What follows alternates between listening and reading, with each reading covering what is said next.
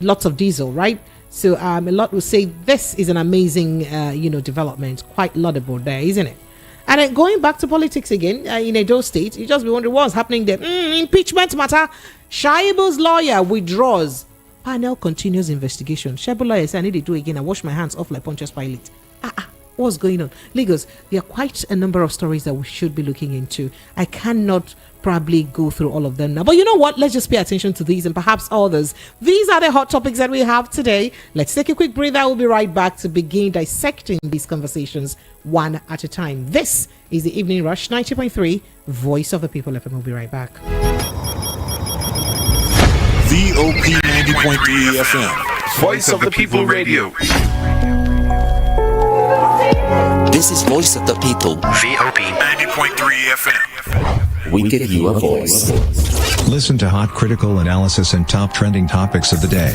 Join Precious, Monday to Friday, 7 to 9 p.m. The Evening Rush. He won't use passenger money. Kill him. Sit tire for here. Put on for in neck. Burn him. Yes, they're not going to find better work do. Now Yahoo, they're going to do. Stop!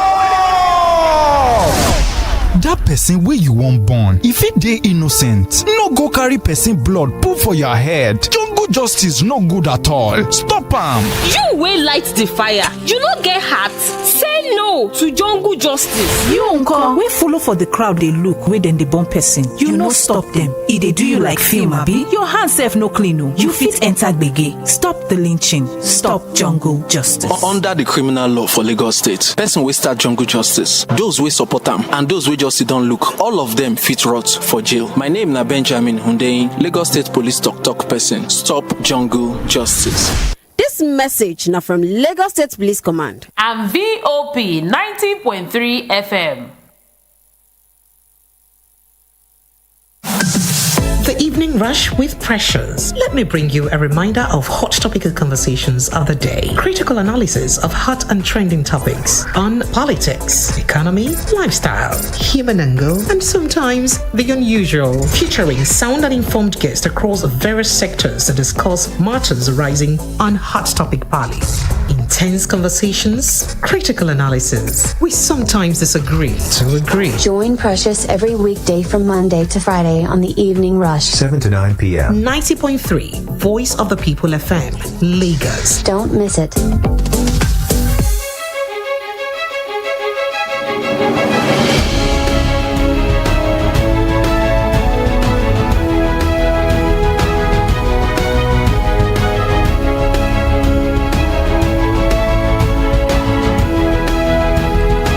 All right, Lagos, you are welcome back. It is still 90.3 Voice of the People FM. So before we get straight to Wike and the demolition issue and then to River State saga, let's just begin somewhere to the the increase in electricity tariff, right?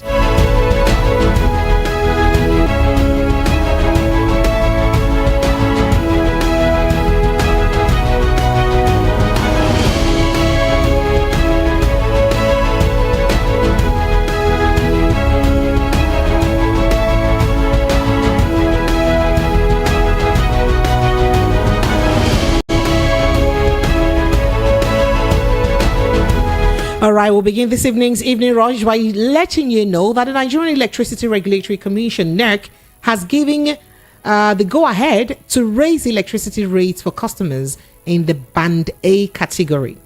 Now, during a press briefing today in Abuja, the Vice Chairman of NERC, Musliu Osini, announced that there will be a rise in electricity tariffs. This adjustment will result in customers paying 225 per kilowatts hour, up from the current rate of 66 naira. This is how many percent? This is over 200%. From 66 naira per kilowatt, you're paying 225 naira per kilowatt. That is outrageous. Whatever happens to starting small, putting the pay in small. Well, that's what a lot of people are saying. But let's go further into that conversation. As quoting him now, he says, we currently have 800 feeders that are categorized as Band A, but it will now be reduced to under 500. This means that 17% now qualify as Band A feeders. These feeders only service 15% of total electricity customers connected to the feeders. So he did say. All right. So, yeah. And then moving forward, the commission has issued, he further said, the commission has issued an order which is titled April Supplementary Order, and commission allows a 235 kilowatt per hour for payment. And that is about 300% increment if you measure that. Above, not even about, above 300% increment in electricity tariff for those enjoying up to 20 hours of light in a day. So, by the way, I would really love to know what the electricity situation, what the light situation is in your part of town, because in some other parts of town, it's been hell, it's been hectic, it's been crazy. So I'd really like to hear from you what the electricity supply in your part of town is like, just so we're in the know, right? Okay. Moving on to other conversations, so let's get straight into politics, where River State Governor Siminalayi Fubara has warned that he will surprise those who consider his honest decision to implement the Presidential Peace Pact as a sign of weakness. The embattled governor, Fubara, said he had been inundated with several comments in the media about the implementation of the peace initiative and had chosen to be silent out of maturity and wisdom. The governor, however, said it was important to put records straight for clarity, saying accepting President Bola Ahmed Tinubu's intervention and accompanying agreement was a political solution. This was contained in a statement issued in Port Harcourt today, Wednesday, by his chief press secretary Nelson Chukwudi, and made available to newsmen. Now, Fubara said he had since since then commenced implementation of its agreement because of his respect for Tinubu and not as a sign of weakness as believed by the political actors. Quoting the letter now, he says, quoting the press briefing now, he says, "Let me say it for a record purpose. What is happening here in our dear state is somebody who has respect for an elder. Mr. President invited all the parties to Abuja and came out with a resolution, and we should go and implement. The resolution, I am implementing it. It is not a constitutional implementation. It is a political solution to a problem. I am doing it because of the respect I have for Mr. President. But let me say here, if that action that I have accepted to take would be seen as a weakness, I will surprise them. I want this message to go to them." So he said, perhaps threatening his political godfather, Nyesom Wike. Quoting him further, he says, "Some days ago, somebody said we are busy renting a crowd for Thanksgiving. But what I have seen here today is not different from what is happening at those Thanksgiving rallies. People are just appreciating God and good governance," he added. Fubara said he was mindful of the legacy he would bequeath after his tenure, saying, it would also be about the lives that have been touched genuinely, about the policies implemented without any inducement to better the lives of the people in the society. He said a lot and a lot and a lot. All right, so I'd like to call on my analyst to joining on this conversation very quickly if he can.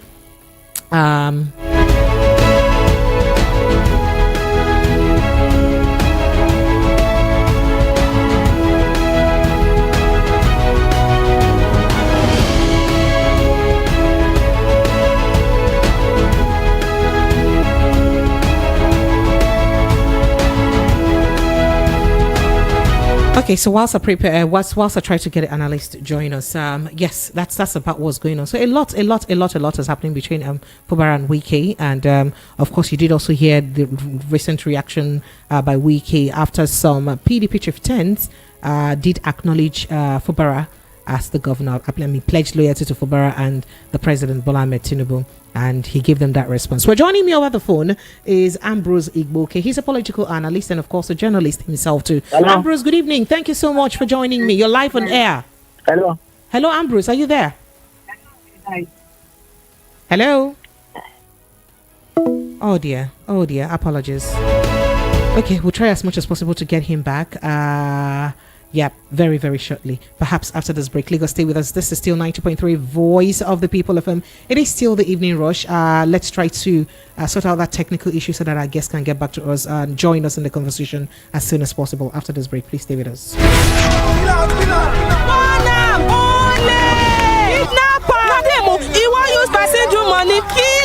See tire for here, put am for in neck, burn am, yes, I no go find better work do. Na yahoo dem go dey do. Stop! Dat person wey you wan born, if it dey innocent, no go carry person blood put for your head. Jungle justice no good at all. Stop am. You wey light the fire, you no get heart. Say no to jungle justice. You uncle wey follow for the crowd dey look wey dem dey born person, you no stop them. E dey do you like film abi? Your hand sef no clean o. You fit enter gbege. Stop the lynching. Stop jungle justice. Under the criminal law for Lagos State, person wey start jungle justice, those wey support am and those wey just sit down look, all of them fit rot for jail. My name na Benjamin Hundeyin, Lagos State Police talk person. Stop jungle justice. This message now from Lagos State Police Command and VOP 90.3 FM. This is the station that gives you a voice. How can you be jubilating when judgment has not been given? Meaning that you are bribing the judicial. We see a lot of young Nigerians who are leaving the country in droves. They are running away to escape poverty. We are not looking at this issue, and I think Nigerians should rise. Many families and properties have been destroyed. Accountability is one of the things that is lacking in governance in this country. Speak with no hindrance.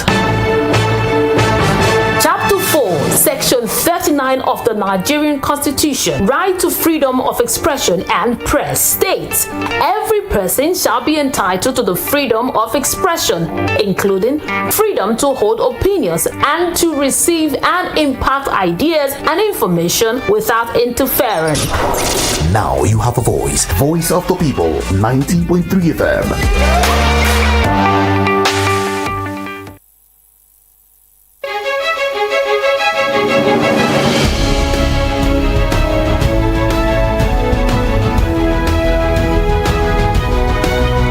All right, Lagos, you are welcome back. Whilst I wait for our guest to join us joining on this conversation, let's quickly move on to other issues very, very quickly. So, yes, these are the issues that we've raised this evening, but let's go to other issues. As the president of Miyetti Allah Kawotohara, Bello Bodijo, has denied involvement in the establishment of an ethnic militia group, Kungiya Zaman Lafia.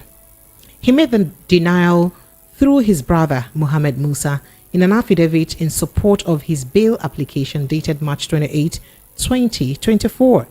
Now, Musa said his brother only had a registered vigilante company that offered security services to the members of the society and promoted peace. That's what he said. Okay. Then we'll move further to that response. He said that the defendant's application neither established nor has any involvement with the Kungiya Zaman Lafia ethnic militia group as alleged in the charge preferred against him on the 12th of March. Now, the defendant applicant only established a vigilante company which was duly registered under the Companies and Allied Matters Act 2020 as Nomad Vigilante Nigeria Limited, as opposed to an ethnic militia known as Kungiya Zaman Lafia, as alleged by the complainant in charge against the defendant's application. Now, quoting it further, he said that the aim of establishing the vigilante company is to render security services to the members of the society and promote peace, but not to commit any act of terrorism whatsoever. In a counter affidavit dated April 2 and deposed to by a litigation clerk in the Department of Public Prosecutions, Ministry of Justice, Noma Ganao Wandu, the federal government urged the court to dismiss the bail application brought by Bodijo. Now, the government noted that, contrary to Bodijo's claim, he was not suffering any ill treatment, any life-threatening illness. The government also argued that Bodijo would not attend trial if granted bail. Now, they went on and on and on. Yeah, you know that issue. Okay. So there's a lot to talk about this, Miyetti Allah Katuhara issue. And I'm sure it's a conversation that is, very known to quite a number of us.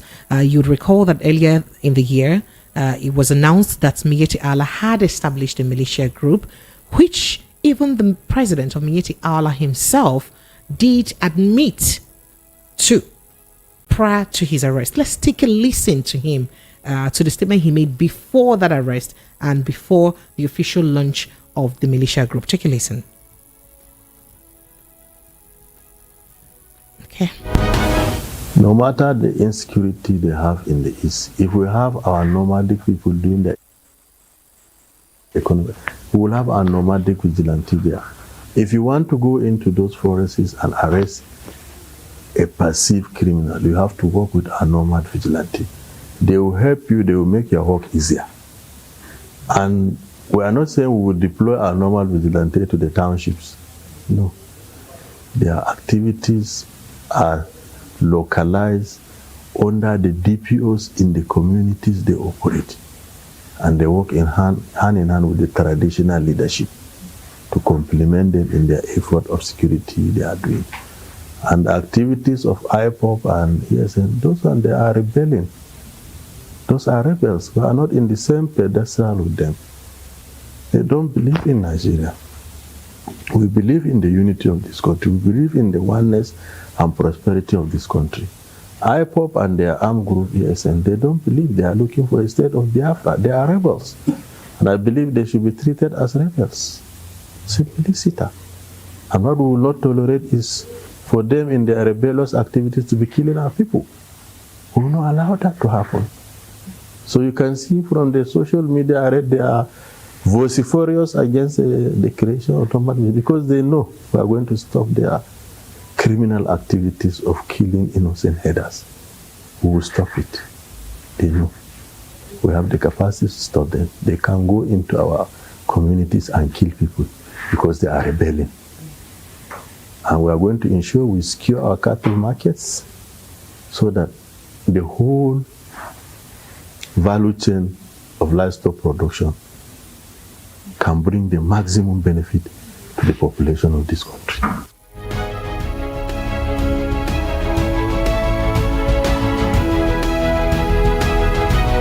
Okay, Nigeria, that was the voice of Miyetti Allah Katuhara, President Bello Bodejo, speaking on the establishment of nomadic vigilante earlier in the year. Prior to the inauguration of that vigilante group. Now take a listen to the audio during the inauguration of the vigilante group on the day it was launched.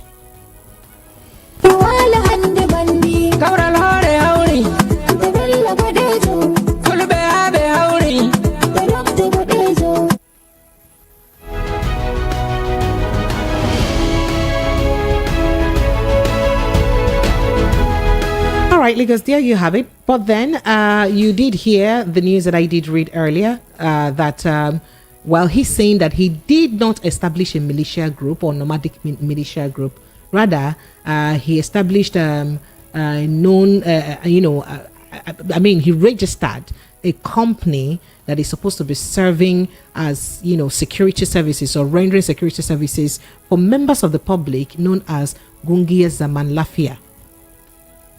That's what he established. So he hasn't done anything against the law. And a lot of people are wondering, okay, so what's going on here? So how about you speaking in these videos, and in those audio where you did establish the fact that you were in support of a nomadic vigilante and how it would help, wipe away or stop the killing of innocent Nigerians? Well, okay. So the prosecutor, however, during the court session today, the prosecutor lawyer Y.A. Imana did not oppose Usman's plea for an adjournment, whilst the lawyer did seek for an adjournment. Usman made an oral application to the court for an order directing the DIA to grant Bodejo access to his lawyers. He added that the defendant needed access to his lawyers as well as adequate time to prepare for his trial. Usman said, "We urge our lordship to order the DIA to grant the defendant access to his lawyers."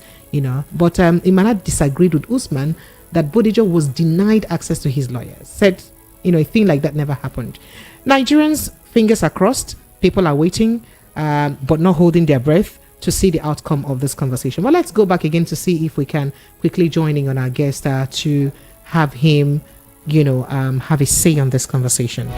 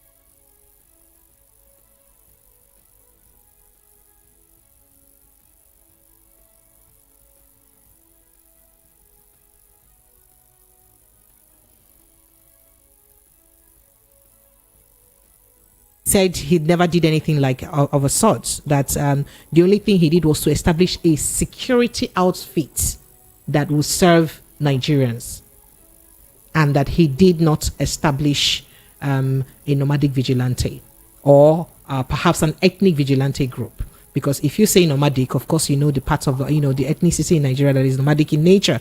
However, this is very contrary to a statement he had made prior to this time, or prior to the launch of the nomadic vigilante, where he did say that the idea was to ensure that they protect the cattle rearers and to ensure that they are not being killed unnecessarily. I'd like to, have your thoughts on that conversation.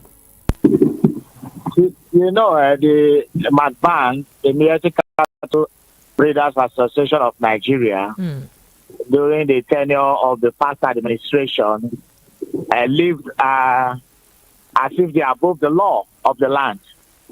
They made statements anyhow. They made incendiary statements. When there were header farmers issues, they would come and claim responsibility and say that the cattle was graze. And they would justify why their cattle were destroying people's crops across the country. And, they were just talking anyhow. So I think the president of MACBAN, and then we wrote, a lot of media people wrote, there were issues, and people were thinking maybe because President Muhammadu Buhari was their, and I think he is still their life patron. That is why he turned the other eye when they were, making all sorts of statements. In fact, the security agencies did not touch them. They were lost, master. They were living above board. They thought that nobody could happen. And they think they carried it over, and forgetting that the presidency of Muhammadu Buhari has ended. And then on national TV, I don't know what he's denying. The man is on tape. The man is on camera. Where he launched this, I think it was in last year or somewhere in Nasarawa State. Yes, in Nasarawa State. The whole country saw it. In Nasarawa State. That was in Nasarawa State. That we say in Nasarawa State to help. How can you be launching a vigilante that the police is not in control of? That is not under the police, that is not under the security forces. You said they will be escorting the pastoralists from one place to another. He created a vigilante that is national, that is pan-national, that will be going around the country. Vigilantes are community-based. Vigilantes that are created are either community-based or state-based. But this man said he created a vigilante that will be moving around all the states or even around the country. Is it the police? Is it the civil defense? Who does he think he is? So I think that is the problem. When people just take all of us for granted and make statements because they feel they are untouchable. And I must commend the Commander-in-Chief of the Armed Forces and the President of Nigeria, President Bola Ahmed Tinubu, for taking the bull by the horn and calling the man to be questioned. Because it seems before, the security agencies were afraid of those people, and they just come, do whatever they wish, and get away with it. So this time, I think they were not about, they did their job because they know that the boss will support them in doing their job. Before, they were afraid to do their job. So it's a good development. Let the case be investigated. Let the whatever I call what was created be disbanded, and let the security and let him be. If it's a criminal offense that's committed against the state, let him go in for it. Let him be prosecuted and go in for it. Don't tell people they are not above the law of the Federal Republic of Nigeria. Nobody is above Nigeria. Nobody. And anybody who causes fights should be immediately arrested and prosecuted and jailed if necessary. All right, thank you so much, Ambrose. Okay, moving on now in our line of conversation this evening. I don't know if you were conversant with, the little squabble between an Abuja land developer and the FCT minister, former governor of Rivers State, Nyesom Wike. That has raised a lot of controversies, especially concerning the purported or alleged statements that were credited to him. Then again, an Igbo Community Assembly has also responded to that. As the chairman, Igbo Community Assembly, Apo in Abuja, Osita Dimma Patrick Nwoye, has asked the Minister of Federal Capital Territory, FCT Nyesom Wike, to apologize over alleged derogatory comment he made against the Igbos during the demolition of a housing estate belonging to Prince Nicholas Ukachukwu. So the group gave Wike a 7-day ultimatum to issue public apology to the Igbos or face the wrath of all Igbos and the gods of Igbo land. Now, addressing newsmen today in Abuja, Nwoye pointed out that Wike allegedly said, quoting now, "Why should an Igbo man be given such a massive land there?" That was what Wike said. And that he has dealt with Igbos in Port Harcourt, that he would do same here in Abuja. That statement was credited to my former governor, by the way, Nyesom Wike. So he stressed that such negative comments was not in the best interest of the country, where there is an urgent need for peace and unity. It has, so he said quite a lot. And I don't know if I should quickly take Nigerians back to that conversation concerning Wike and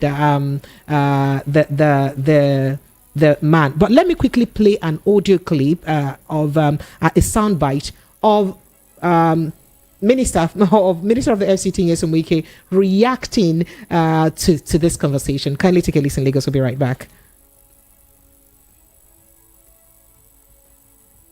How can you think that you are too smart to come and begin to tell public, I said I would deal with Igbos? I mean, and people can sit down and listen to such a thing. Look, as far as I'm concerned, in this FCT, it will no longer go into business as usual. Okay. If you don't want to follow, now, even if you come to ask for land, I will ask you, show me your financial capacity. 2, give me the duration within which to develop the place. If that duration expires, FCT is entitled to take back their property. People come here, tell you that, look, they have partner, they want to develop 200 hectares of land. Are you thinking that you want really the FCT to be developed? And you go and allocate 200 hectares of land? So, in this case, let me finish. Some of these allocations are illegal. We are not afraid of court. But we have not known their tricks. Yeah. But demolishing the place was also in accordance with the template that the FCD administration uses. Because what they are saying is that this is a disincentive to investors. If people have invested and they are building, let me tell you. And you move let me tell you, what is investing? That is selling our land to people is investment. Why didn't you sell it ourselves? What is investment? That you are selling land to people to build houses is an investment. Look at, I say go to Sunrise, see what they call investment. see what they call creation of job, building the biggest water park, employing people, creating wealth. If you come to say, look, I want to do this, I want to build a leisure park that will create job, that will create revenue, that would call investment. Not where you say, even though I know it's an illegal allocation, government give me land, we want to build houses. And government gives you land. You don't build any house. You go and start allocating to individuals who are now buying from you. And then building themselves. And building themselves. Has that vitiated the original intention of course. So how is the matter? What current situation now? Wouldn't it be better if the FCT administration pursues a legal means of resolving the matter? Demolishing legal means, which is to terminate the allocation legally. More so when you said it was illegally allocated. People, when you hear stories, I have told you here, FCT is no longer going to be PDP Anambra. I have told you that. All these judgments and orders you think overnight you go and get, it will no longer work. Two, their connivance with the legal secretariat here. Do you know that they can go and sack them, sign land administration? But a court judgment is a court judgment. Hold on. Have you seen the court judgment? Is it that you just hear there's a court judgment? Go and read the court judgment. Whether the court says the land is their own. Have you seen it? There was no issue of title of judgment of the land. Okay. Now the what happened was that what happened was this. It's a long process. What happened was this. They went to court to say, court, tell FCD to return the documents, our documents they are holding.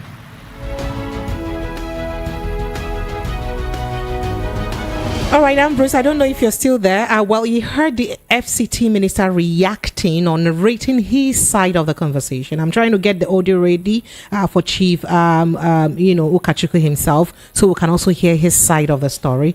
I don't know if that audio is ready. Is it ready? So we can kindly take a listen to, Chief Ukachukwu's side of the story.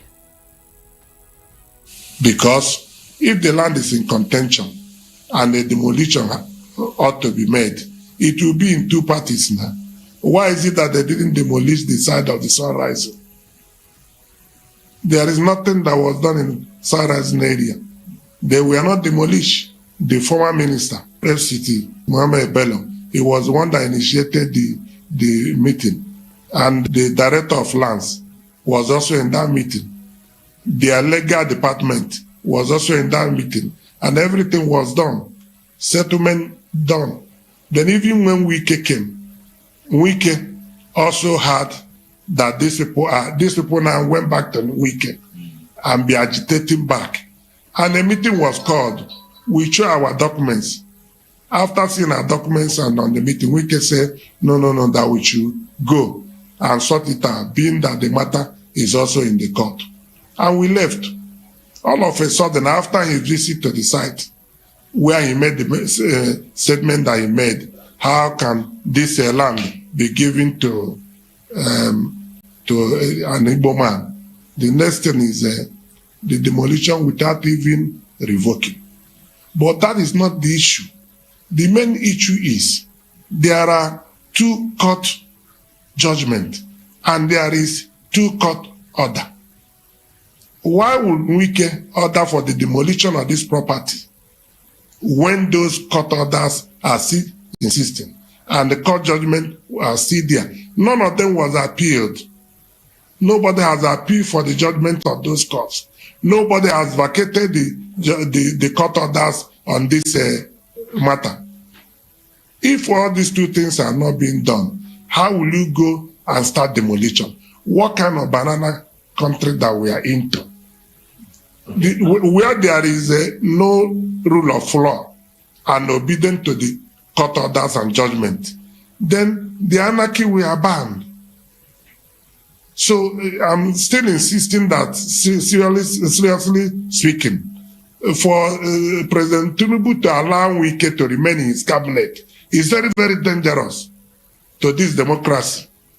Because we even had with authority that he was told that there is court order. Everything. He said they should go ahead and demolish. How can a leader, these are the kind of leaders we have in this country, how can Wike insist that demolition should go on when he was told that there is court judgments and there is court order? Why would he say that demolition should continue? Okay, so Ambrose Iwoke, are you still there with us, please? All right, so you've listened to all, both sides of the story. I'd like to take your, honest view on what's going on. The first thing I would say is that I don't like the style of His Excellency Nyesom Wike right from time. He has not learned the candor and the aura of exalted office positions he holds. He talks anyhow. He has no regard for decorum. He insults everybody. The other day when he was governor, he was insulting his traditional rulers. His attitude is not refined. He's so crude. And these things, he can be defended. You can bring his tape. You can bring his... He has so many interviews. You can go to YouTube. You can see it. He talks anyhow. For somebody who has held local government chairmanship, for somebody who has been a minister, for somebody who has been a governor for 8 years and back to minister, still talking this way is unfortunate. It's unfortunate. Wike believes that because she controls money and because she's privileged to run states like he was privileged to run a local government like Obiokpo local government, like River State, like Minister of the FCT, where he has power and finances, he can talk anyhow and do anyhow. Wike believes that it's above authority. And that is the impunity we talked about. When we are talking about the Miyetti Allah last time, we say it's impunity. How do they learn impunity? Because they know that even the political leaders, some of them bask in impunity. As the Minister of the Federal Republic, I told you something, there's a subsisting court order. You still say they should go ahead. Disregard, absolute disregard for our judiciary. So let us return to the jungle then, if that's what we want as a country. Where elected leader, where federal government appointees disregard court order. But Ambrose, you did. Ambrose, if you can hear me, Ambrose, if you can hear me, remember that. Recall that Nyesom Wike in that voice note played. Did say that those were, more like, court injunctions that were just gotten illegally. That's what he insinuated. And that he said that Abuja cannot be treated like Anambra State where they get court injunctions anyhow. Sir? Tell you something. Sir? For Nyesom Wike to say that the Nigerian Bar Association should remove his bar certificate, I don't even know whether he's even practicing lawyer. I don't know whether he even went to law school. Because if you went to law school, how can you accuse? So that means you are accusing the judges of incompetence. You're accusing them of corruption. Can that be substantiated? That is, you are abusing the courts. You are defaming the courts. You are saying that people went to buy injunctions from the courts. So he should prove it, or he should be treated for contempt of court. He should be arrested for saying that the injunction a judge gave is fake. What kind of country are we? And he calls himself a lawyer. And he's there, and the NBA will not say anything. I don't blame this country.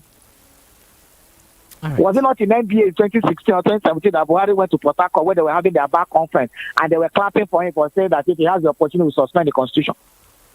And the NBA conferences were clapping. So we have lost it in this country. So if Wike is accusing a judge that gave an injunction, and it's a contempt of court, that particular court, if it is a high court or whatever court that gave that injunction, they should charge Wike for contempt of court. Because if he can prove it, then let him prove the proof. And that is how we destroy our systems, by this unguarded utterances.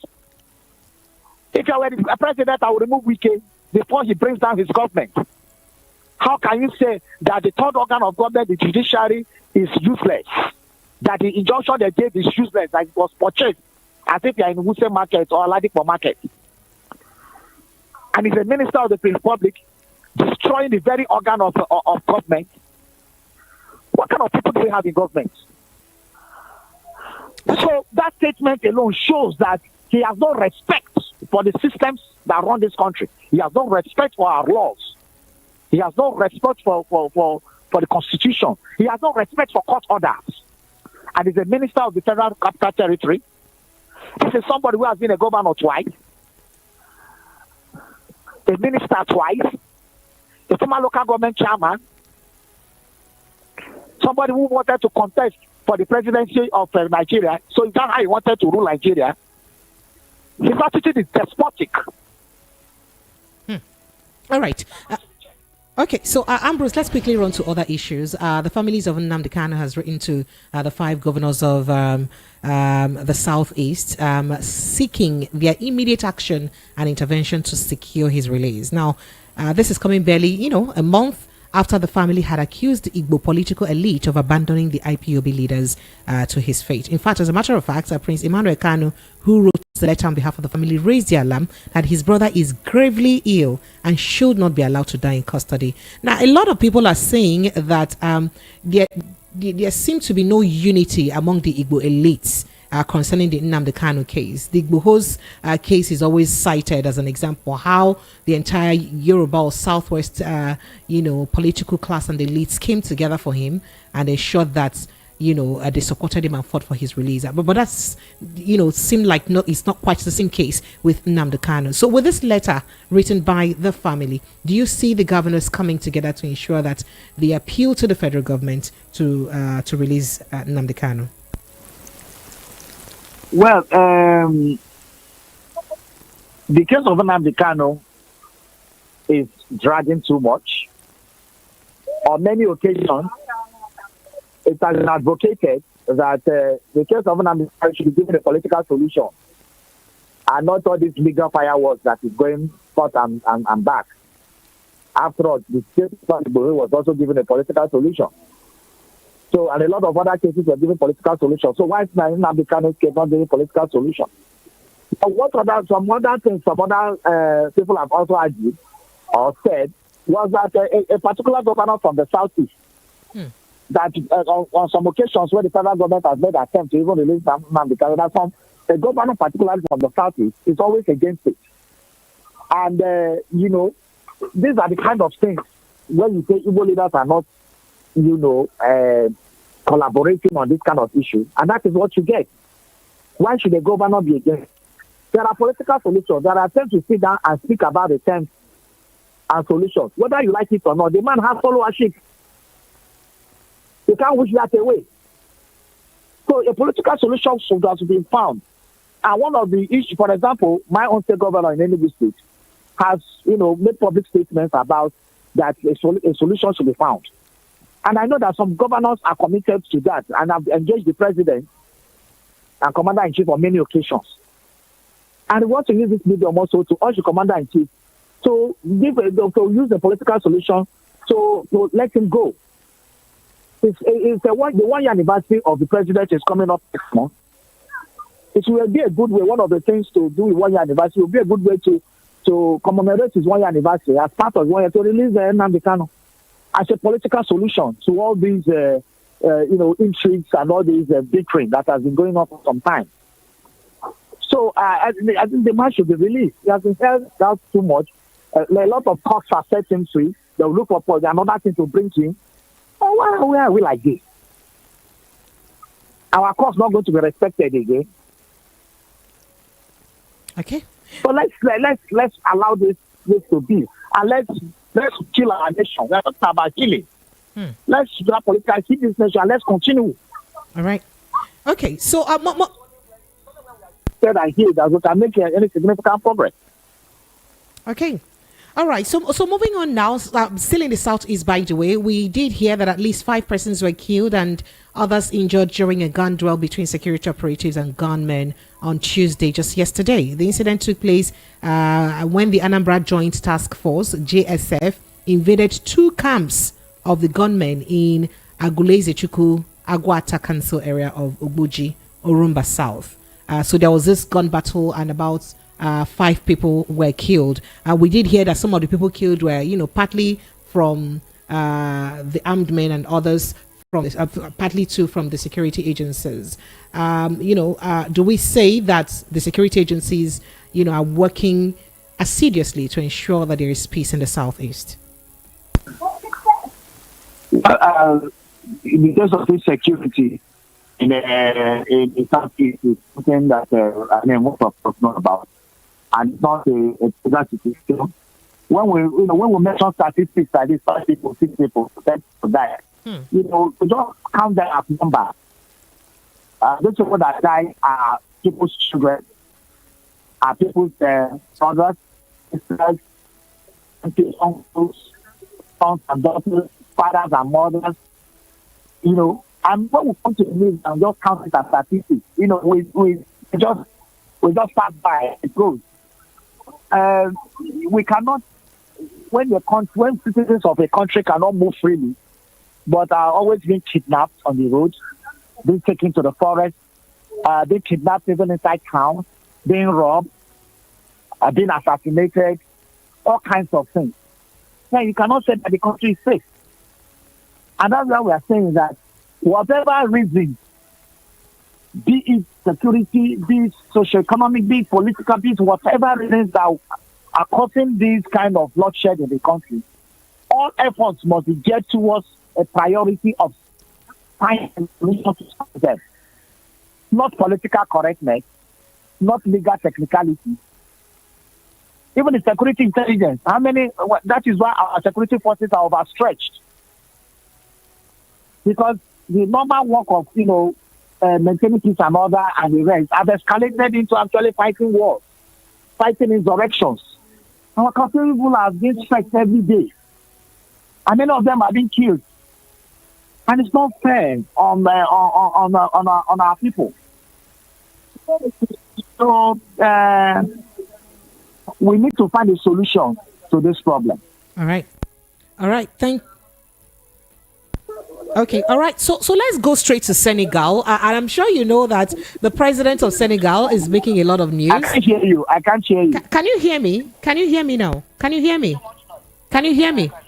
All right. So I said let's travel to Senegal now, where the newly sworn in president of Senegal is making a lot of news.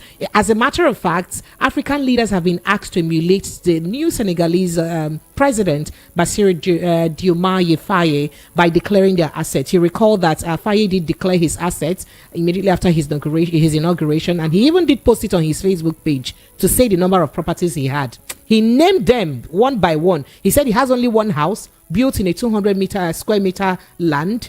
He said he has about 2 vehicles. He named them, and he named how he built the house, partly from his fund, partly from loan. Named the vehicles he has and how much he bought them as second hand, not even brand new.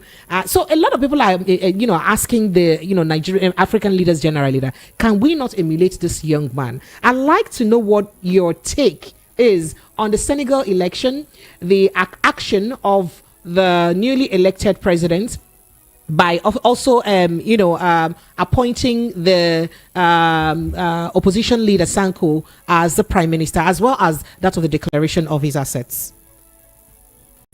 Well, if we know what happened in Senegal before the election, we saw the president of Senegal refused to conduct an election. Yes. Even when his tenure was over. Yes. Which nearly plunged that African country to another level of insurrection. Absolutely. It was when people cried out, and there was a lot of protest, but he now agreed to do an election.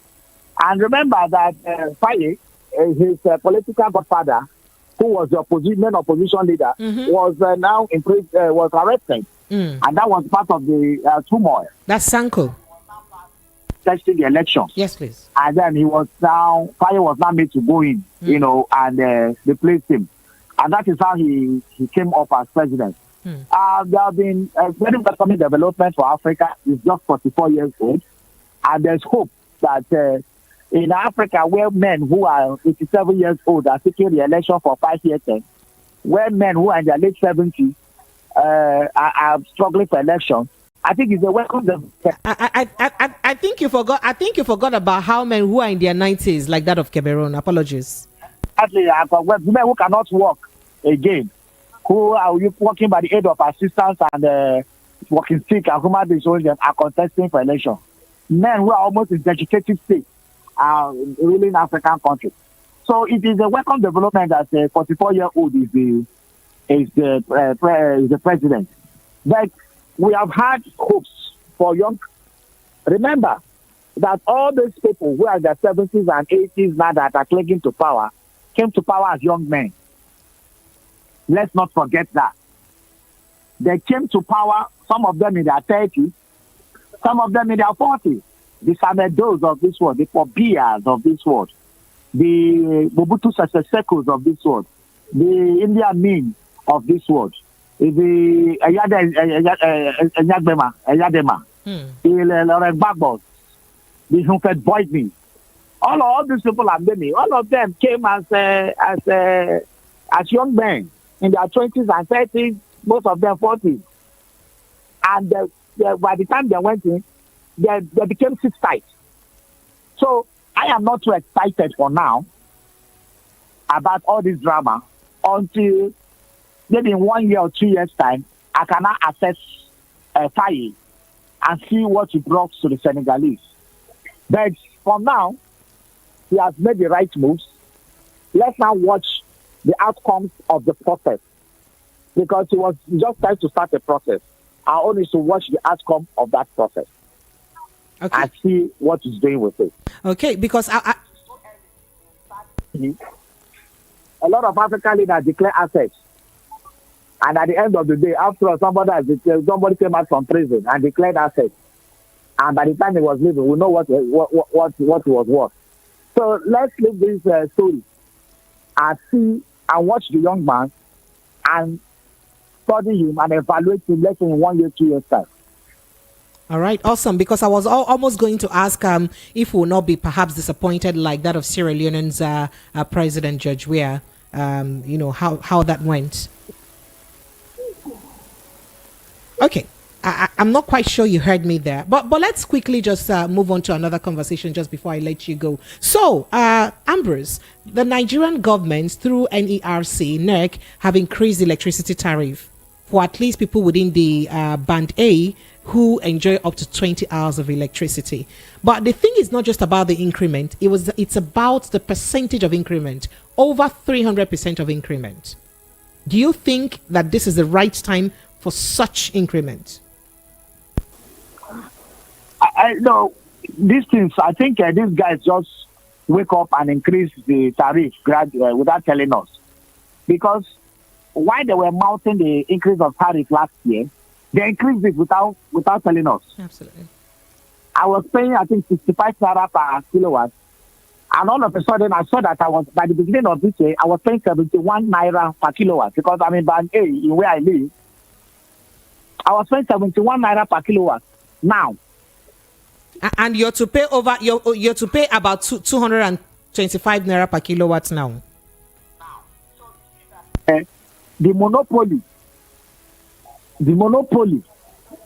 in the business of transmission, for the distribution and the generation, all of them are monopoly, because you restricted the number of people who are distributing.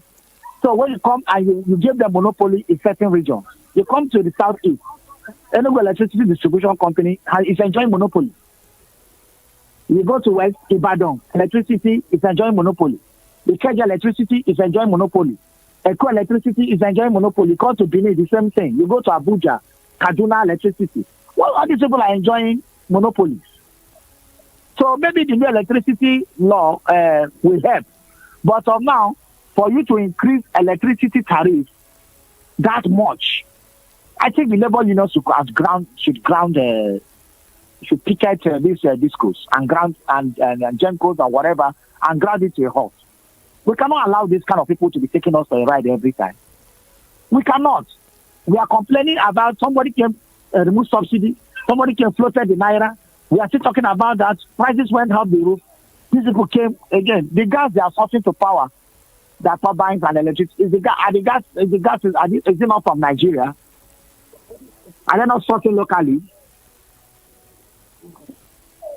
Why will you increase that kind of a tariff? So what they are doing is that they are looking at what the petroleum sector is doing, because they increase the tariff however they like from the pump price. They also want to they clamor to increase it. Immediately they heard that since last year, immediately they heard that petroleum prices have increased. The next thing that they wanted to increase their own. But the question is, the question is it even the right time, considering the present economic hardship that Nigerians are facing? I mean, we had a good news today when we heard that Dangote's rolling out of diesel, AGO, have, pressed down the price of diesel by 20%. So that's the good news. At least manufacturers will have a sort of relief in the price of diesel. So shouldn't the government be, looking at measures to cushion the effect of the present hardship rather than encouraging NERC to increase tariffs at this time? Which the House of Rep, by the way, tried to do. Code now. We should know that by now the government have left Nigeria in the code. The federal government have left Nigerian citizens in the code. That twin policy of removing subsidy, floating the naira, have already made everything up. And hunger is everywhere in the land, hyperinflation, and they don't have answers to it. So now, it seems the government is only interested in making money to the detriment of the welfare of its citizens. So we have been left in the cold. Your salary is not taking you, cannot even take you, the value has been so depreciated, nothing. So what are we talking about here? So the government has failed us and continues to fail us. Because the government that came in and said that petroleum products should not be capped. The price for petroleum should not be capped. That government doesn't like us. Now, they were after increasing the price to almost I am in Enugu State now. They are selling petroleum price in the Suka area and all those remote villages at every 15 naira per liter. In town, they are selling 690, 700. Because they will tell you that they went to Lagos to bring it, and the price cannot be the same with those who are selling in Lagos. As such a government allow things to go spiral down, we are still talking about that the next thing they remove. Now they have come back. That we introduce subsidy, and we are still paying 600 naira, 650 per. But by the way, do you have the subtle fuel scarcity in Enugu State like we're experiencing in Lagos right now? It's square because they are selling at any amount they like. Lucky you. Because what has happened is that since July, when the cost of fuel since July last year went to 600 naira. You will find that it has not increased, despite the fact that they are saying that they are living in some market forces. You find that it has not increased. And the naira was falling against the dollar. So by now, it has supposed to have increased. So for it to remain at that 600 means that they have been subsidizing it. So somebody did not do his own work well. That's what it means. And just the subsidy is gone. So we should get serious and get an economic team that will help our president. What we have now is fortunate. It's not going to work. Well, the president just launched some economic advisors, and we're hoping that the ultimatum given to them would work and they would. Not went to one business to people that sponsored elections and all those things. I mean, those things are not going to work. You don't need number. You don't need those 50. What do you mean? They should go and make Professor Kingsley Moral. There was a prescription he gave at one event last month. Let him go and watch that video or call him and discuss with him. He has a better prescription than this political fanfare of organizing 50 people to organize you. Organize what? People who are gaining from the bad economic system, you are inviting them to improve the economy. What are they going to improve? People that are making money from the import-dependent economy that we have, you are telling them to improve the economy. So you want them to stop their game or what? I don't understand what is happening. We are talking of let us be a production country. And people who are enjoying the exploits of importation economy, you are telling them to come and do what? It's not going to work. All right, thank you. The people, they may be the MDs, they may be the owners of their companies, but they employ technocrats to run the company for them. And you as a country, you are bringing them to people that cannot run their own company, that employ experts. Go to Dangote, you see Indians everywhere. Go to other companies, see technocrats running the place. So we have technocrats in Nigeria. Those are the people that to work on our economic thing. Not a billionaire businessman. That's how it works. All right, thank you. Thank you very much, Ambrose, for responding to me. I appreciate your apologies that I gave you very short notice. Thank you for obliging me. Thank you. I appreciate you. Thank you. Do enjoy the rest of your day. Thanks. All right, Lagos is still Evening Rush, 90.3 Voice of the People FM. Phone lines are now open. Let's begin to take your thoughts and reactions. 0700 903 903 903. That's the number to call. Let's have you jumping on the conversation. WhatsApp line is 0817 175 6338. 0817 175 6338. WhatsApp is down. I think that this is a national issue because I don't understand why I can't get Jack message on my WhatsApp. So, that means you may have to call through normal call. So for those in the diaspora, because you have to call through normal call. Apologies. Let's get started with the calls. And just in case you're just joining us, let me quickly run you through the hot topics that we've had this evening. Alleged insult on Igbos. Apologize within 7 days or face our gods.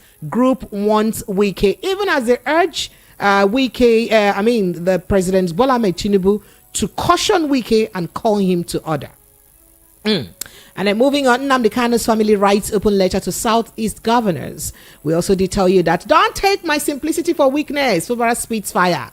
And of course, shades the person who told him that he's gathering crowd. Who did he shade? Your guess is as good as mine. All right, we're moving on now. Nigerian government announces increase in electricity tariff. That's also in the news. Nigerian government announces increase in electricity tariff. So we also do have other stories here. Terrorism trial. Miyetti Allah leader denies establishing militia group. You see, my hand not the inside. I know establish militia group, but what I do? I just establish a security outfit to go serve the whole Nigeria. It shock you? Don't be shocked. Moving on to other issues. 5 yet dead, others injured as security operatives engage gunmen in Anambra State. And of course, I did play a soundbite of Miyetti Allah leader where he did initially had said that, this militia group or nomadic militia that we're going to, or nomadic vigilante, he called it, that we're going to establish will ensure that no header is killed unnecessarily in every part of the world where the person is and all of that. But then again, that's what he denied in court today, or through his brother, by the way. Okay. African leaders urge to emulate Faye as Senegal president makes assets public. He did name his asset. Let me even run the assets down for you guys so you get to know. He said he owned only one house built on 200 square meter of land in Mamouze, allocated by the tax union, a family home since 2021, and he built it between 2017 to 2021, and he built it with partly his own fund and partly loan that he collected. And that he's already settled. He also disclosed that he has 2 vehicles, a Focus 2012 acquired second-hand in 2019 worth 6,500 CFA, and a Ford Explorer Platinum acquired second-hand in 2022 worth 19,000 FCFA. Yeah. Fire also listed underdeveloped plots of land among his assets, including 80 meters, 40 plots acquired in 2017, worth about 3 million FCFA, and about 3 hectares of agricultural land acquired in 2022, worth about 15 million FCFA. In the publication, Faye added that the money he has in 2 bank accounts as of March 19, 2024, one of the accounts had about 3 million FCFA. The other one had about 786 FCFA. So, to get plenty of money like that. And the document, Faye went further to declare his liabilities, which includes the loans that he has taken, and all of those. So, bottom line, African leaders generally have been urged to emulate his action by making it public. Make your assets public, because it's a good way to go so that the world knows what you have. I also did tell you that diesel price drops by 20.6% as Dangote refinery floods domestic market with diesel. We did also say that impeachment, Shuaibu's lawyer withdraws while panel continues investigation. Lagos phone lines are open. Hello, good evening. Can you help me turn up the volume of your radio set, please? Hello. Good evening. Good evening, sir. Welcome. Hi, sir. I'm inside it, my brother. Welcome. Thank you. My name is Gidansi Yesi, calling from Ocean. You're welcome. See, you better advise your brother. Which of them? Your brother, Wike, your senior brother. Okay, sir. You better advise him. I don't know what he going to put it to him. But one thing I want to tell him is that he needs to take care of himself. If not, whatever he's trying against him will be power against him. Double. Then to increment on tariff, I know it will happen now because you forgot that NEPA or whoever, they list the name of people who are owing them. Presidency is owing them. I don't know whether they have paid their own. And other people, other wealthy companies and the officials. So it was just money that are owing that they want to share among us now to pay. I don't see the reason why they want to increase tariffs in this kind of weather, in this kind of economy. One thing I know Mr. Tinubu for is that he has tried all he knows to alleviate this problem that he caused himself, but he could not do that. The next thing he's doing now is to put high tax on Nigerians. Nigerians are the ones that will pay or carry this thing. Let's watch and see. Thank you and God bless you. Thank you and God bless you too. Thank you very much. I appreciate you. All right. So by the way, for some of you who would like to comment or drop your comments, you can go to our YouTube page at VOP 90.3. You see that we're live there. So you can just drop your comment there on YouTube so we can read it up since WhatsApp has decided to go on leave. Hello. Good evening to you. Hi, Precious. Hello. Welcome. Yeah. This is Remy. Remy, you're welcome. Go ahead. Let me start from Wike. I don't know why your guests and people. Hello. Hello. Yes, you don't know why my guest did what? Yes, go ahead. I said I don't know why your guests and some Nigerians tend to act kind of surprised whenever Wike misbehaves, as if they are new to who Wike is. We saw what Wike did in River State. How he pulled down people's filling stations, buildings, those who are his opposition, for no goddamn reasons. We saw what he did in River State. A lot of it. So acting as if this is new to you is kind of funny. And if Wike doesn't have the support of his boss, I doubt he'll be doing this. And this is the template of Lagos State, going against the ruling of the courts of law. Under the court told Lagos State not to pull down communities. Lagos State went ahead and pulled down that community. Under Sanwo-Olu as well, too, a few years ago, a court gave an injunction not to pull down some communities. The governor went ahead and pulled it down. What happened? Nothing. So the system is skewed against the people. Let me come back to NEC. The same NEC that fined discos for overbilling customers, and they gave them instructions to credit the account of those who they overbilled. And they gave them a date, a deadline, which is March 24th, that they should credit those accounts and publish the accounts of those they credited, on, I think on two or three different days. Up till now, that has not been done. The same NEC was quick to help or to allow the discos to jack up their prices. So who's fooling who? Precious. The body created to speak for the people isn't doing that, but they are quick to jack up the price. We are yet to start the subsidies gone on fuel. That of education was removed. You are still suffering from that. Now you are doing that to electricity. You are trying to stifle businesses around here. If you are telling me it is only meant for urban areas, are you telling me there are no companies within the urban areas? Are they not going to move that to the operation force? If your station is located in that place, won't you be affected? The issue of Dangote reducing price. Let me ask, have you seen any filling station selling at that rate? Precious. It's small now.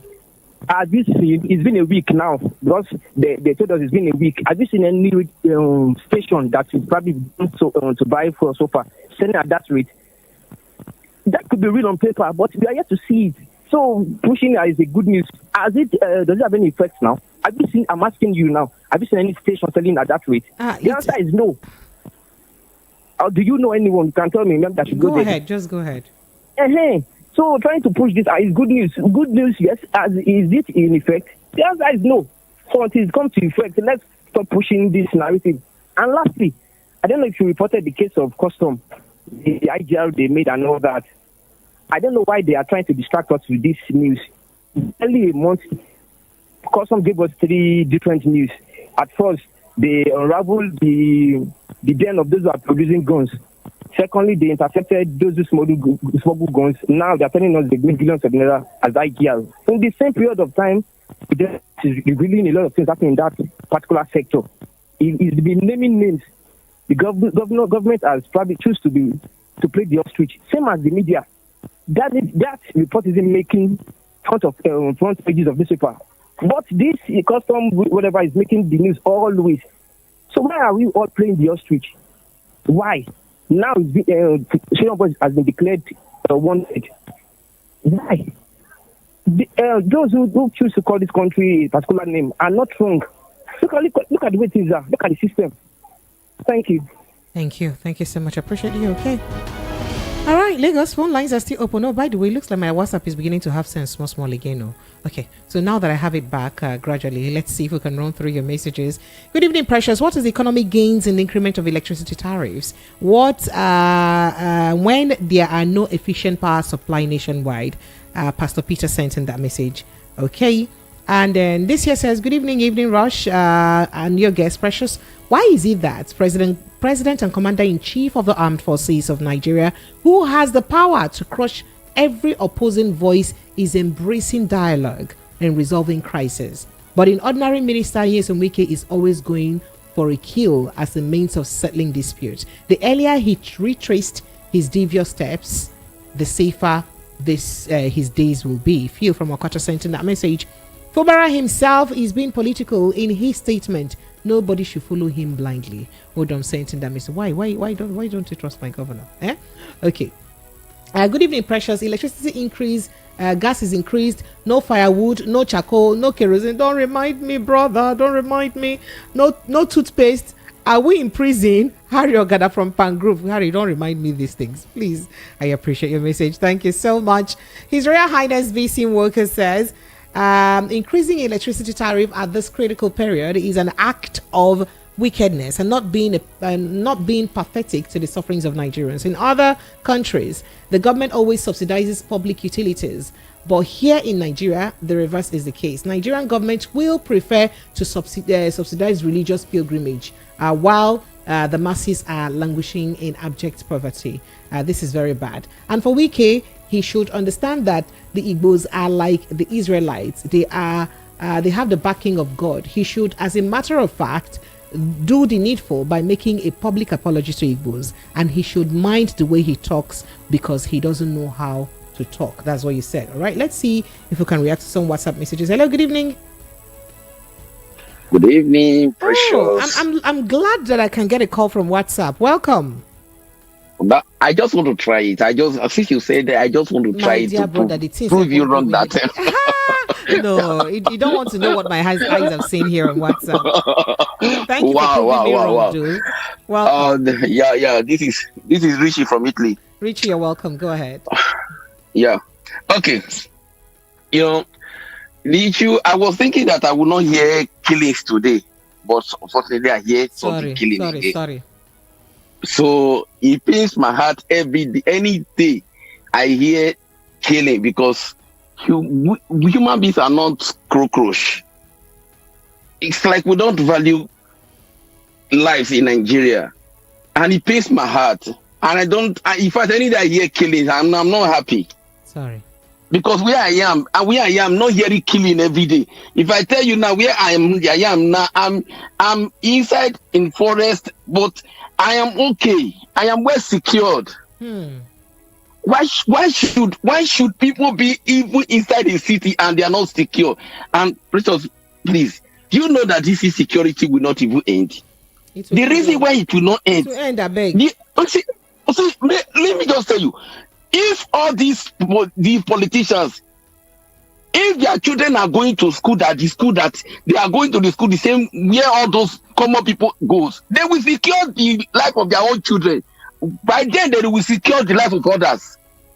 But in as long as they have secured their family outside there, they are ready to pay 200 million visit, condolence visit. And it's not good for us. Now, like I normally say, Nigeria, we are good people. We are good. Just look at when the country is upside down. Everybody just adjust. Everybody adjusts to the system. Which president that we have people like this in a country and will not appreciate this kind of people? And now they are talking about increasing the light again, and they will still adjust. Why can't they think for the masses? Please, help us to tell them. Help us tell them. Because now we hear that they fired bullets. There is a gun battle between the security personnel and those ones in the east. Now when we hear that every day they rescue people in Kaduna, they rescue this one, but we will not even hear one bullet. We will not even hear that there is a gun battle. But why should there be a gun battle in the east and there is no gun battle in the north? All right, thank you. There are questions to answer. Thank you. Thank you. God bless you. I appreciate you. Thank you. God bless you too. Okay, so going back to my messages, now that I have quite a number of them on WhatsApp, this here says, good evening, precious. I used it from Ijeoma. Honestly speaking, Wike is making more enemies than friends. He should trade with caution. No man remains on top forever. A judgment day is coming. Concerning Governor Fubara, he should sit up before they cage him. Once they cage him, he will not be free again, even after being a governor. That's what you said. Good evening, Auntie Precious. Esther, please help me tell Wike that he is not God and he will not remain in power forever. Dako from Igondo sends that. My name is Precious, though. Tosin Williams from Ogun State says, good evening. If indeed Wike demolished buildings despite a subsisting court order restraining him, he should be sued by the affected firm and individual and be made to bear full damages for the destruction if indeed there was a court injunction. Despite my love for Wike, he goofed on this occasion. God bless you. God bless you too. Thank you. And good evening, precious. Igbos don't need apology from Wike, and we don't know how he sent military to massacre Igbos in Obigbo and tagged them IPOB members. A particular governor in Southeast that opposed the long overdue release of innocent Nnamdi Kanu is president. He says governor of Imo State. Are you serious? Yeah. All right. Okay. I see you. Let me go to YouTube. I have quite a, an area of conversation on YouTube. Yomi Olorunfemi says fuel subsidy has been reintroduced through a back door, and we currently don't have deep thinkers at the corridors of power. The best we have had so far was between 1999 to 2007. Kenezike says George Weah was not a disappointment. He just didn't have capacity. He didn't destroy the country. I never said he destroyed the country. I said he was a disappointment. I mean, people were disappointed because people had high expectations of him, but he didn't, of course, fulfill that expectation. So that's why people were disappointed, because he did not, meet the expectation. Basically, that's what I mean, right? Okay. Gani Huokori says Wike remains a very shameless. Okay, and we'll see how he will end. He can continue to please his paymasters by antagonizing his Igbo brothers, but one day is setting, he will be ashamed. Oh, by the way, talking about antagonizing his brothers, my second brother Sari Dokubo has released a video, and I'm sure you guys will want to take a listen to it. Go and hear what he had to say. Thank you. I am Edi Abali today. Edi Abali is an Igbo man. He's from Obom in Abam. He's from Obom in Abam. From there, his family went to Bosi in Anambra State before they came to New Calabar. He's an Igbo man. I am Edi Abali. So when somebody says Igbo, no, I am. Yes, the name I answered today, the stool on which I sit today, which was created as one of the first working houses to be created, in fact, among the first 5 to be created in Calabar land.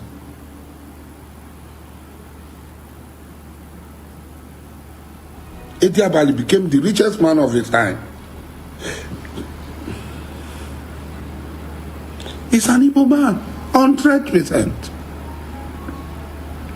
And he never denied being an Igbo man. So I, his worthy descendant, will not deny. I have my disagreement with Igbo, but I cannot. So also is bricks. So also is asphalt.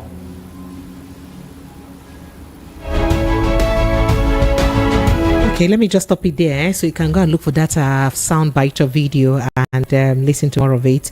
So today, our brother, Asari Dokobo, admits to being an Igbo man or being of Igbo descent. Right. All right. So moving on to your messages. Fadi Saka says, I hope Uzodema may be blocking Kanu's release. That's your opinion. And Emmanuel says, Wike will be disgraced at last. He thinks those he wants to please does not see him as an Igbo man. Fadi Saka says, Tinubu and Shetima put Wike there to decimate Igbos. It's on video where Shetima and Kunle discussed it of that video, that alleged video. Oh, wow.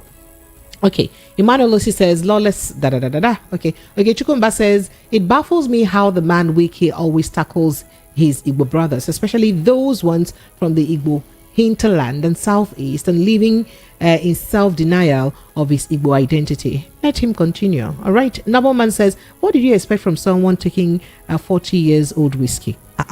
You guys, you don't even like peace. So yeah, let me go back to WhatsApp. You two people, why people like this now? You like violence. Okay, back to WhatsApp. Babiji from Oshodi says, Nigerians at large, I greet you. I've listened and compared and contrast everything. And if I'm permitted to judge, I'll say that Wike may be out of hatred, envy or jealousy, etc. against either the man or the Igbos, intentionally antagonized him there. If not so, there are a whole lot of solutional ways to follow or apply to handle and solve that land issue. Or do Wike want to tell Nigerians that if peradventure that land belongs to the north and a northerner or a westerner like Sheyi Tinubu or Luomo, while Wike go ahead, will Wike go ahead and demolish the land, of multi-billion naira investments? Will he say he will do that? That's the question you did ask. I don't have answers to it. Okay.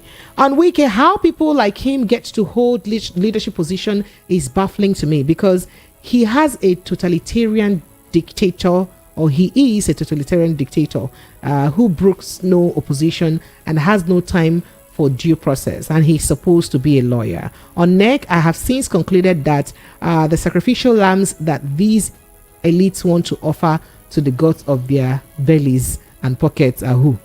Stephen from Egbeda sent in that message. Now for now. Okay.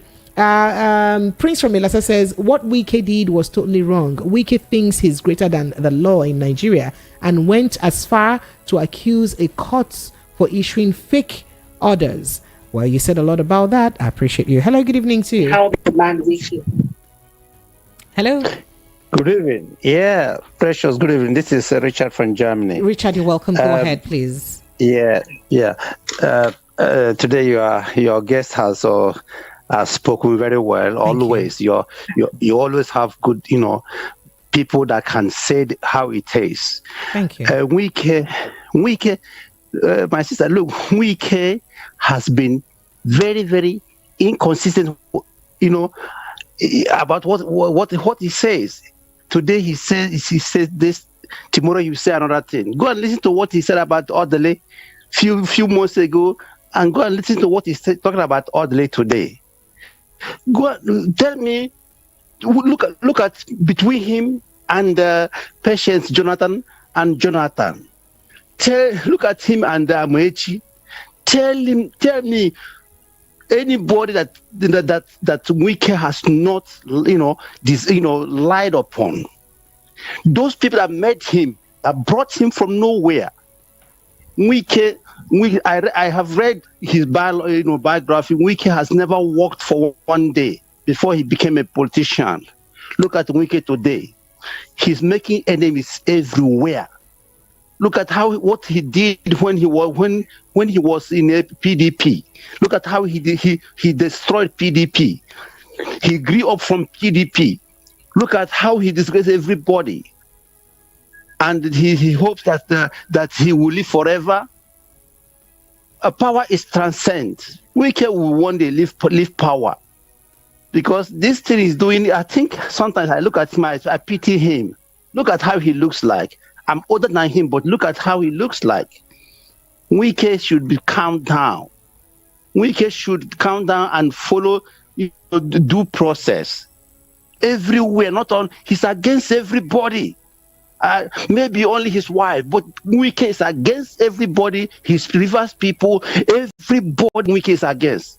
Do you know why I believe what that Okachukwu said? Because Wike came out and said that those land was given to him when there was no minister.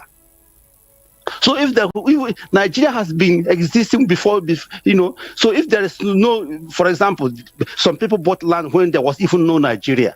Does it mean you are going to go and take the land away because there was no Nigeria then? Like some people that have estates or in Lagos State, even they had those houses before even Lagos was created. Are you going to go and take the land because Lagos was not created before they bought that land?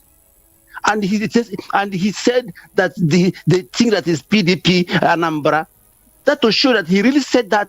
That's to show you that this man is really angry that some people or few people got so much, estates in Abuja. And not only Abuja, not only Wike. Last 3 years or 4 years, he saw what Arewa youth said, that all the whole houses belong to, in Abuja belongs to Igbo people. They're doing inventory to take Igbo properties from them. They gave them quick notice. You were there, my sister. You heard them that all the whole Abuja belongs to Igbo people. So this envy is there. We should not play think that we are not clever. We are clever people. That statement he made, that it is not a PDP Anambra. How can you even come on radio, on television, and accuse courts? That the kangaroo court. Thank you so much. In a country, and you're a minister. Thank you. Precious. God bless you. Thank you so much. We don't have time anymore. Thank you so much. I appreciate you. You are doing a good job. Thank you. All right, Lagos, let's go straight to our step down conversation. After all these politics thing, let's take some step down to water down the thing. So, our step down conversation today, I thought for us to visit, we've been talking about gods, our tradition, and I went a bit ethnic today, right?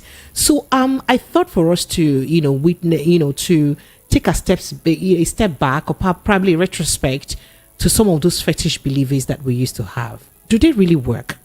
So I'll narrate a story, a personal experience to you just after this break. Stay with us. This is still the Evening Rush, 90.3, Voice of the People FM. After the break, I'll let you in on that experience. We'll be right back. Listen to hot critical analysis and top trending topics of the day. Join Precious, Monday to Friday, 7 to 9 p.m. on The Evening Rush. All right, Lagos, you are welcome back. It's still 90.3 Voice of the People of M's Evening Rush, and it's still your girl Precious. So, on a step down conversation this evening, my question is, all those fetish beliefs or traditional beliefs, do they really work? Is there power in them?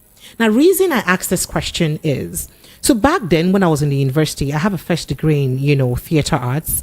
And when we were in school, we had a set of people, we used to do PP. There's something we used to call PP when we were in school, where some of us go act, outside the department or elsewhere for money, some go dance and all that. So there were a set of people who were to go dance in a particular community in Bayelsa State. And you know how the Bayelsa rivers are really not very clear. It's a bit colorful because of the topography of that environment, right? So now part of these students who went for that dance event or dance entertainment were on board a particular boat. Of course, it's flying boats now, the normal boats that we rivers people use. And so this particular girl is not from a riverine community, and then she was part of those who were to dance in the event. And another girl who is a Bayelstan, riverine Bayelstan, is a freshwater, by the way. So used a bottle to scoop some of the water from the river to drink because she was really thirsty. And the water is really colorful. And then the other girl just went and said, this kind of dirty water now you won't drink. And their boat is already moving. Do you understand? Now this kind of dirty water you won't drink. Throw away that water now. You know good. And then another person from Riverine community immediately told her that, why are you saying this? Why are you abusing water? You're inside the water. Make the water no vex for you. Guess what? That trip that they embarked on, they had an accident inside the river. And that girl who said that thing was the only one who died in that accident. So some people claim that traditionally you don't abuse water from that area, and that the water would show you, its wrath when you do so. So do you guys have any of such beliefs from where you come from? Does it really work? This is me wanting to educate myself, really, because some people just think, it's just mere accident. In fact, the accident happened so much that I think about 10, 15 of them thereabouts in that flying boat, or thereabouts, about 10 of them, it's just about 2 or 3 of them that can swim. The rest of them can't swim. But yet, even those that could not swim survived the accident. Only that girl who said that thing died right there inside the river. Of course, her body was found like the next day, exact time. So I just thought about it, and I thought to ask, these things, do they really work? Or is it just a coincidence? There are lots of incidences like that. I also like you to narrate an experience, a personal experience, if you have one. But this is a personal encounter, and I really would love to explain the traditional belief, or the the spiritualism to how her statement led to her death. Phone lines are open, Lagos. This is the Step Down Conversation under the Evening Rush. 070-903-903-903. That's the number to call. 0700-903-903-903. The WhatsApp line is 0817-175-6338. 0817-175-6338. Hello, good evening. Good evening, Precious. Good evening, welcome. Yes, my name is Joval. Mr. Joval, Step Down. How are you? I know you like Step Down. I'm very fine. Man, I can't come and kill myself and die for myself. I follow you, Seth. Even like saying 1 hour I'll go give Step Down. So politics and be disturbing themselves. 1 hour I'll go give Step Down so that we'll go to breathe. Yeah, so that we'll live longer. They're choking us. So go ahead. The truth is this. This thing, would I put it as what do we call this belief again? Superstitious beliefs. My brain. Superstitious beliefs. Thank you very much. Thank you. I've been go school in front of class. I be this done. I did try. Oh, Jovia, I'm losing you. Are you there?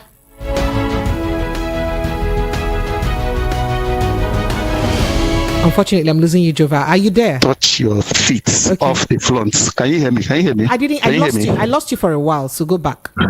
All right. I'm saying that I know that for those who are palm wine tappers, no matter how much drunk they are, once you are about to tap, ascend the palm tree, and your feet is no more on the floor, that's on the ground. The person's eye will become very clear. You will not know that you are drunk again.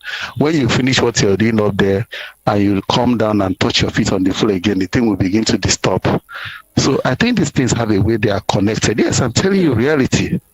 Yes. That is if a tipsy man can climb the palm wine tree and tap. Immediately, exactly. And he'll be all right. Immediately he climbs up.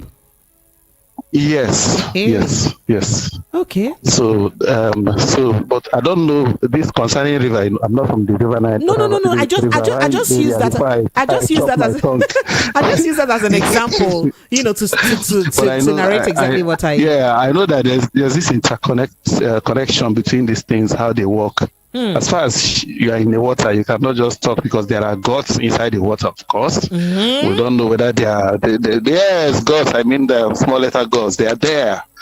They're everywhere, but in the water, they possess water. And guess what? When her body was eventually found, of course, crabs had eaten her eyes and, some vital things. It's so sad. So that's it. There are some places where you find yourself, you don't just make some comments. Thank you. Regarding those who are having that place. Thank you so much, Joval. Thank you. Joval, Step Down. Hello, good evening.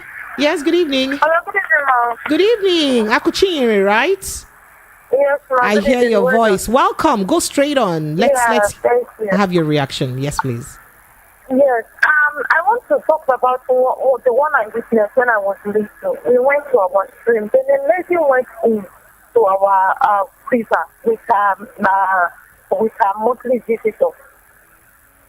And the river got dry immediately. Just calm down, my dear sister. So in your village, you guys went to the river to fetch drinking water. Is it where you fetch your drinking water, where you wash? Ma?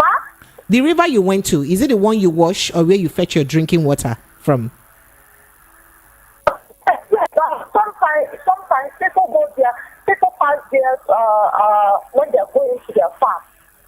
Okay, so this particular lady was on her monthly circle and she entered the water. Yes, the river got dry immediately. So all of us, we now went back home and the elders of our land have to do some upliftment to the river. Oh, but is it always announced in your place that if you're in your monthly circle, don't go near the river or don't enter the river? Is it a normal tradition in your place? No. There is an announcement like that. Maybe she don't know. She don't know. No, she's a little girl. She's a little girl. Then she don't know anything. So there is usually that announcement that any woman who's on her monthly circle should not go near that river. Oh, wow. Yes. Thank you. Thank you, Akuchinyere. So when they did some upliftment to the river has to come back. And the river has been there now. Since then, the river is there. All right. Thank you. Right. Thank you very much, Akuchinyere. Oh, wow. Okay, this is another very scary one. Ah, wow. Okay, all right. Okay, phone lines are still open, by the way. Let's keep taking your thoughts. Hello, good evening. Good evening. Yes, you're welcome. Precious. Yes, please. Please, I want to ask you a question. Hey, wait. As a chief priest of the water or a water goddess? My name is Edna. Okay, Edna, you're welcome. Kenu. Okay. My question is, where do you come from? Do you hear my question? So are you contributing on the step down conversation? Because I have said it's okay now. I cannot answer you right. An Igbo woman or Hausa woman. I'm from Afghanistan, my dear sister. Thank you so much. I appreciate you. You are not. You are an Igbo woman. Thank you very much. Okay. Oh, wow. Interesting. So you don't carry out a step down, enter another matter. Okay. So somebody here says, Kenechuku from Festac says, after she died, did you carry out an investigation to know if really it was a traditional belief? Okay. Oh, I'm coming back to your message. Hello, good evening. Hello, Precious. Sir, good evening. Welcome. Yeah, thanks for your job, well done. How's Barrister Darlington? Barrister Darlington is fine. He'll join me tomorrow. Hello? He's fine. He'll join me tomorrow. The issue you raised, man, let me tell you, it's real. It's real. I heard from a reliable source. If you know a place after Ikorodu, are you hearing me? Yes.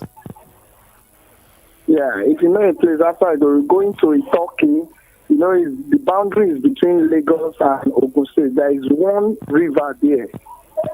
That river comes to the Ogun State people, Jebus. Are you listening now? Go ahead. Hello? Go ahead. So that was one time they want to do that bridge between Lagos and Ogun. So they were like, it doesn't work. So they called Julius. Veneer, was a white. That man was a white. He said, what is happening that they have been doing this thing is not working. So he went down. So your line is breaking up. I'm losing part of what you're saying. Maybe you help me recap again. Your line, and you have to be steady so that I can get you clear. Your line is breaking up. Okay, are you here? Yes, go ahead, please. I'm hearing now.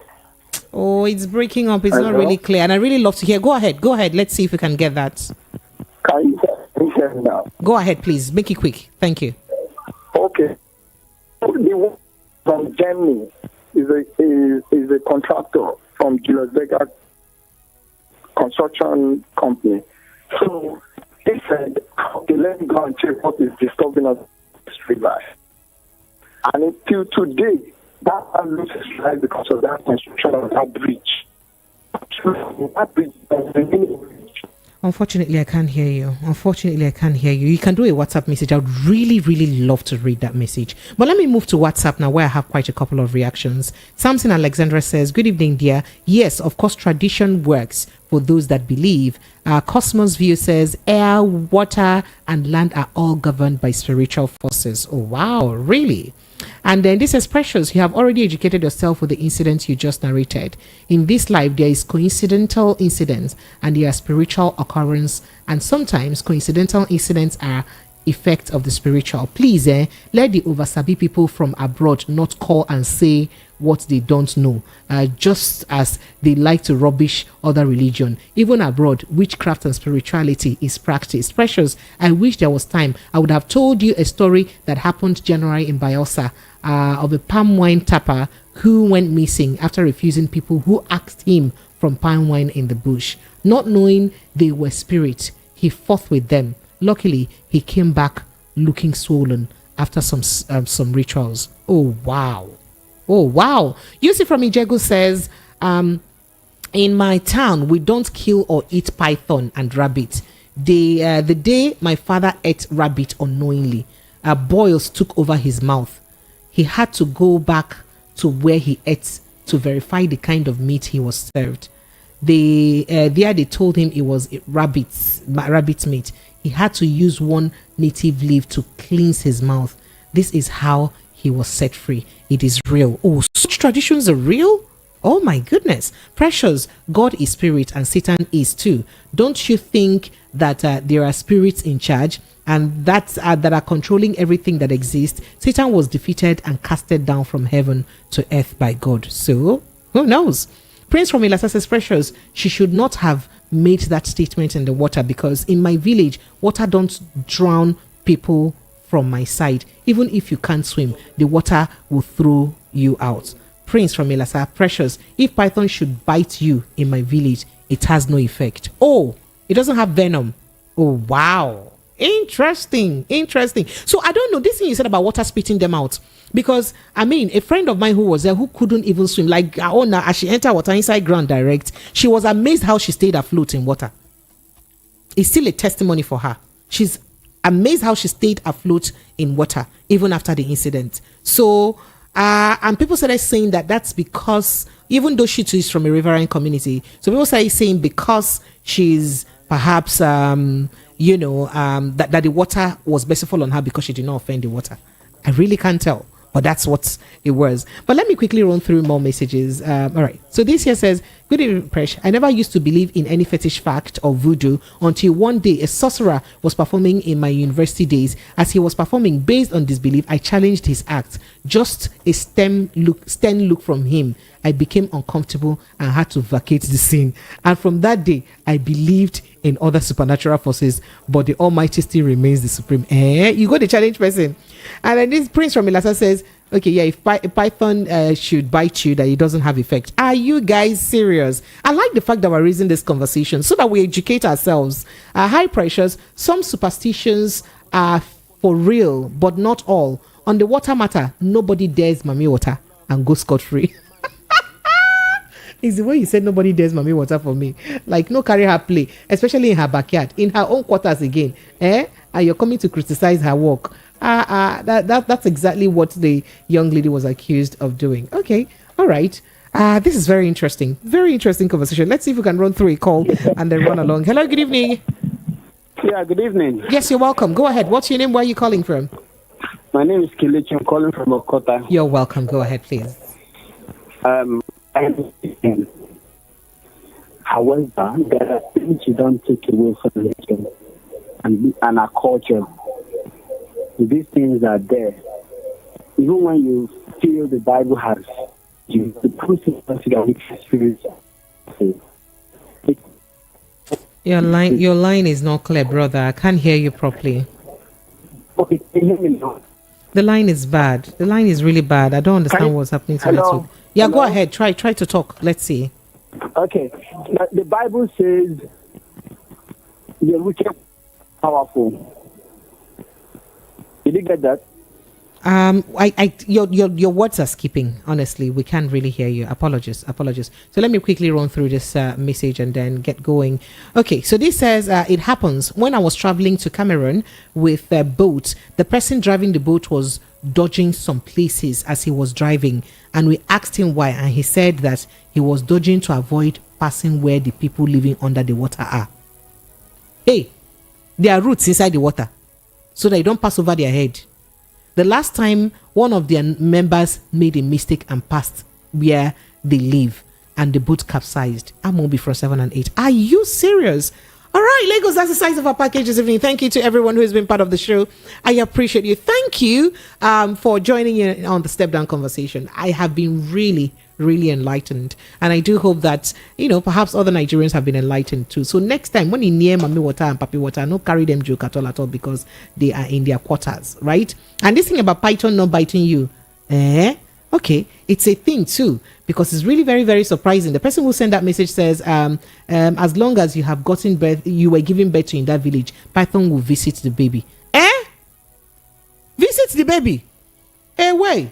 Okay, Lagos. That's the size of our conversation. My name is Precious Enyi. I'll join you again tomorrow evening, hopefully, with Barrister Darlington. Do follow me across all social media handles at Precious Enyi Official and Instagram. YouTube is at Precious Enyi TV. Precious ENYI TV. Enyi, by the way, means friend, and I love to be your friend. Twitter is Precious_Enyi. I'm a very clumsy social media user. I promise I'm going to change. In fact, I'm going to employ an assistant so that they would help me do the job. I'll see you again tomorrow, hopefully, God willing. Have yourself an amazing evening. Good night.